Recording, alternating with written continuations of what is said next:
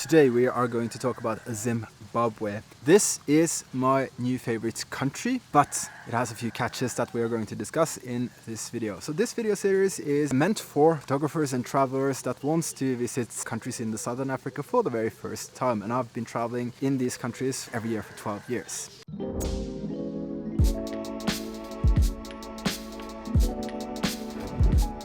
It's the friendliest population I've met in Southern Africa. They are so proud of their country. They're genuinely interested in why you come to visit their country, and they are happily sharing all the info they can get to help you have a better experience of the country. Very service-minded all over the line or across the line. The landscape and climate is quite varied, I would say, and it feels super safe.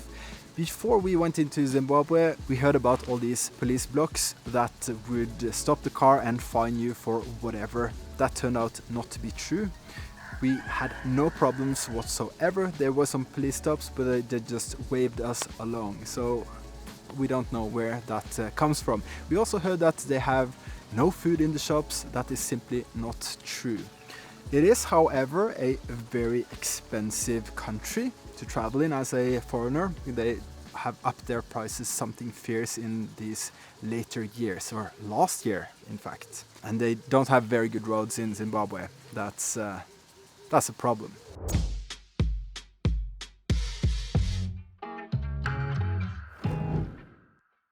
For photography, amazing. Monopools, we went there and the potential there is just huge. We only had 4 nights there, and I had very limited time in Zim as a whole, but I got the feel of the place as a photographer, and I saw that, wow, this is a place I would want to come back to and explore more with my cameras. It's absolutely amazing. Matopos is great for rhinos. You will definitely find them if you hire a guide and go on a walking safari. They also have a lot of historical sites that you can visit. In Matopos you will find Cecil John Rhodes' grave on a hilltop there. They call it the World View or something like that, and it's I don't know what it is about Zim and these hills and the view and Matopos in general. It was a little bit of a confusing park, but for photography and finding rhinos, it's awesome. The next park we went to that is supposed to be the lion hotspot in Zimbabwe is called Wangi. We went to Wangi main camp where we stayed a couple of nights, and then we had 2 more campsites that nearly broke our bank accounts because they're quite expensive. It's an amazing, magical place. We saw a lot of elephants, and the dry season this year has been just brutal. This time of year you will see a lot of struggling elephants. We actually pulled out an elephant calf, or a young elephant that had been stuck in the mud for 3 days, or the rangers had pulled it out, and we helped get it on its feet. I don't know what happened after that because it was just exhausted, but at least it was walking off, so that was a nice thing to do. But I'm supposed to talk about Wangi or Zimbabwe for photography, so yeah, I can just say in general, this is I've never got this great vibe for photography in any country, and yeah, it's amazing. We also did visit a secret spot that I'll mention later in the video, where I got a nice rhino up-close encounter. I will definitely go back to Zim. 3 weeks there was not enough, and do more, but the vibe generally is super awesome, and the potential for photography is just magnificent. Oh yeah.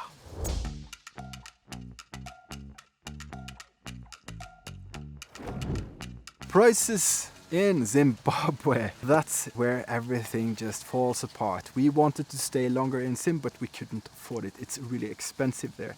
Like I said, they've upped their prices quite a lot in the recent years, or last year.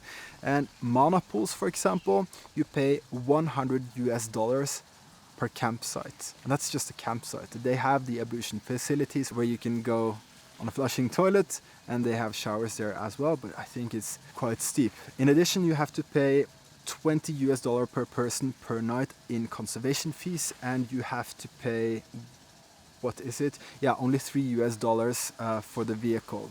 So it's not too bad for the vehicle, but it all adds up. Wangi has cheaper options. Wangi main camp, you pay $17 per person per night, in addition to the $20 per person per night in conservation fees and the $3 for the vehicle. In the more upper class or luxury campsites, which is really just a patch of dirt, they charge something like $100 per person per night. So we wanted to book a campsite called Kennedy. This is more luxurious, where you have a fenced picnic area basically, and there's a guy that takes care of everything. They have a toilet and a shower there as well. We wanted 2 nights there and 2 nights in a place called Shumba, also the same thing. And when we got the invoice, they charged us $900 for 2 people and 4 nights. We just couldn't afford that, unfortunately.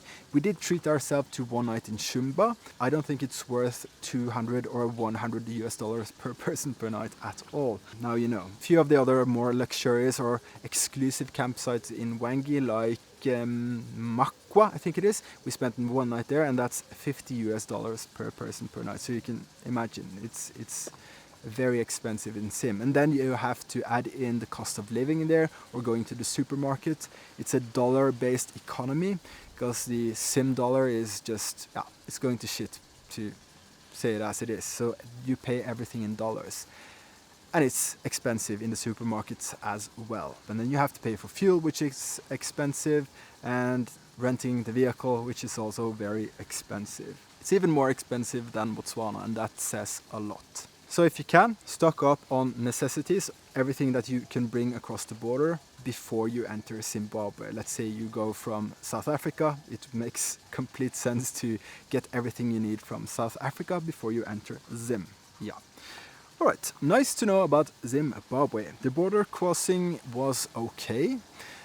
It does not give the best first impression of the country, because the people that works there, the immigration officer we encountered, he was, I don't know if he just had a bad day or whatever, but he just could not care less about us, and he was not helpful, was quite harsh in his tone of voice and the way he communicated with us.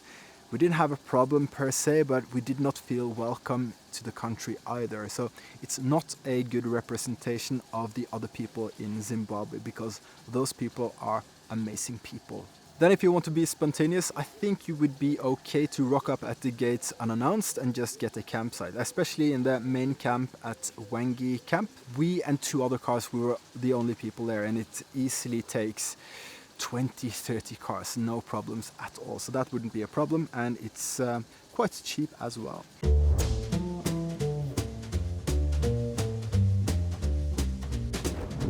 I do have a few, even though I only spent 3 weeks there. If you can, try houseboating on Lake Kariba from the town of Kariba. That was amazing, and I got some really cool landscape shots of the dead trees in the water there.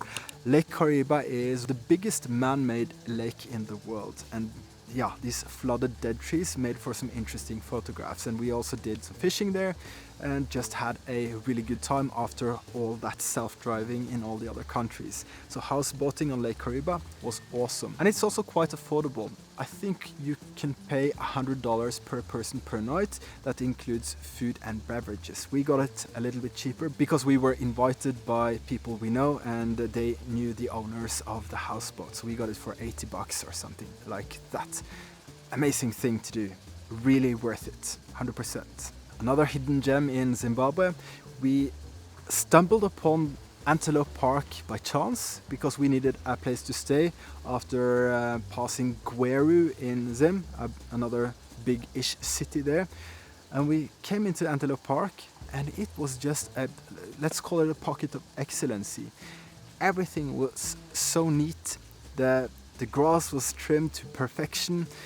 Everything was well kept. The camp looks absolutely stunning, and they had nice trails where we could run, and apparently it's a place for breeding lions to put back into the wild in Zimbabwe. And they also had a really cool rhino encounter that you can do, like as an experience or as an activity. They do game drives there as well. We didn't do that, but you can do rhino encounter and elephant encounters with orphaned elephants. And rhinos that has been saved from poaching from a park that has a big problem with rhino poaching. I think they poach a rhino there every day. So having them in a secure location like that, well protected by anti-poaching unit, is a great idea. And I had my rhino experience of a lifetime and also got a few decent photos, so that's worth it. And in Antelope Park they also have excellent internet speeds. If you need to do anything online, spend a few days there. We were supposed to stay only 1 day, but it was so good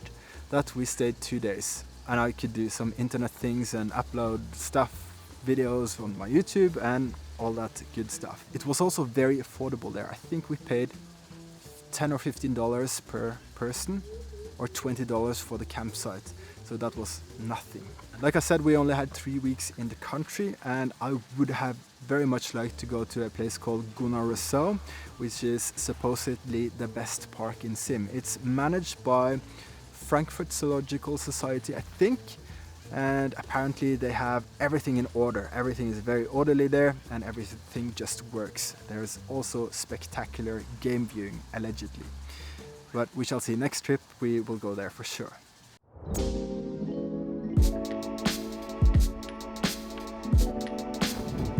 Country score for Zimbabwe. I will have to give it, I wanted to give it a 10, but you can't, I just can't because it's so expensive. So it's a 7 out of 10.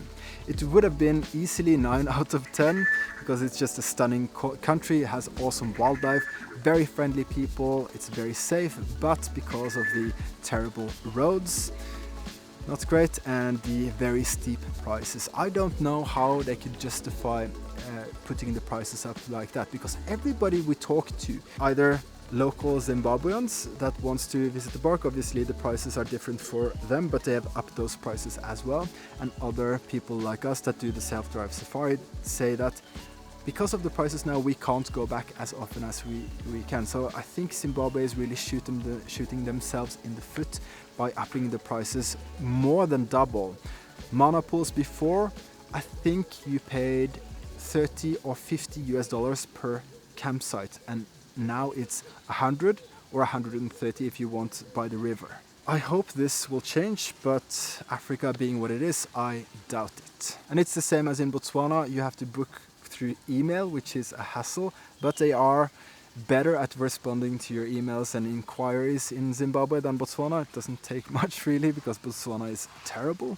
So the potential in Zimbabwe is huge. I just wish they could do a proper market survey to give the correct prices and hopefully fill up their parks and earn more there. But that's none of my business. Just telling you this from a traveler perspective. All right. So if you have any further questions, if I missed anything, ask them down below. I'll link to all the resources I know, so it will make your travel easier if you want to book anything in Zimbabwe. And if you've come this far, as always, please like this video, subscribe to my channel if you aren't already, and I hope to see you in the next video. Bye bye.